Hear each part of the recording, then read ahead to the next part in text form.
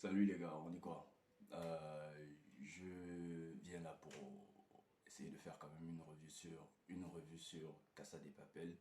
Je viens à peine de terminer la seconde partie de la saison 5 et franchement, jusqu'à présent en fait, je n'arrive toujours pas à croire ce que je viens de voir en fait. Mon cœur est en mode palpitation en fait. Putain, tellement artistique en fait. Trop de suspense, trop d'action.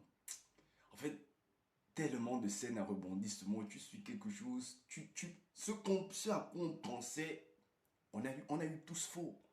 On a eu tous faux en fait. Et franchement, la mort de Tokyo, déjà que ça m'a pas fait mal. Et là encore, quand je viens de voir la seconde partie de la saison 5, je me suis dit, ouais, ça en valait la peine, franchement. Pouf! Je suis au sol. Je suis abasourdi. Et franchement, depuis là, je ne fais que me... En fait, la saison 5 c'est le deuxième volet de la saison 5. Franchement, les gars, je vous recommande d'aller suivre. En fait, il faut suivre. Je ne vais pas vous spoiler là-dessus. Par contre, ce que je vais vous dire, c'est que chaque épisode, c'est comme un escalier. En fait, c'est relié. Tout est relié. Cependant, il y a quelque chose de nouveau qui rentre toujours en scène. Quelque chose de nouveau qui rentre toujours en scène. Et il y a un truc qui va vous choquer, auquel personne ne s'attendra. Personne, personne. En fait, ceux qui ont écrit ça, la série là, merci. Vous venez de sauver ma vie.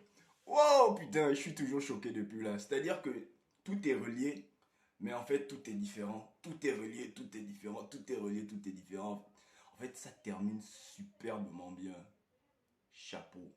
Chapeau, chapeau aux Espagnols pour Casa de Papel. Je vous remercie. Et en fait, s'il faudrait noter, il faudrait noter la saison 5, la seconde partie, ce serait, en toute sincérité, ce sera un 100 sur 20 pour ne pas dire 20 sur 20. Parce que ça dépasse nos expectations, nos attentes. Ça va au-delà de ça en fait. C'est juste une œuvre d'art superbement bien ficelée. En fait, c'est ce qui me tue avec cette série. C'est-à-dire que nous tous, on s'était déjà dit depuis un bon moment, genre que, oh non, ils auraient déjà dû terminer la série depuis déjà la saison 3, etc., etc.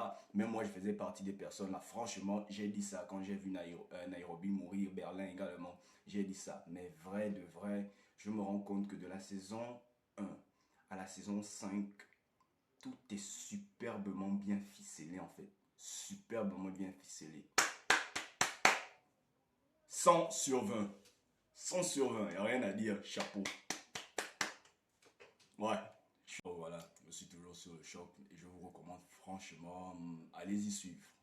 Allez-y suivre, vous n'allez franchement pas être déçus et vous comprendrez pourquoi cette série n'aurait véritablement même pas dû s'arrêter depuis quand on disait oh, arrête-toi déjà. Ça n'en valait pas la peine. Ça n'en valait la peine que cette série arrive jusqu'à la fin. Là, là, là, là, là. C'était juste magnifique. Waouh. Waouh, chapeau, je tire ma révérence, tout, tout, tout. C'était superbement bien écrit en fait. En fait, ça prouve en fait le fait que pourquoi les gens ils ont aimé Casa de Papel. Il n'y a pas le niveau des autres séries là.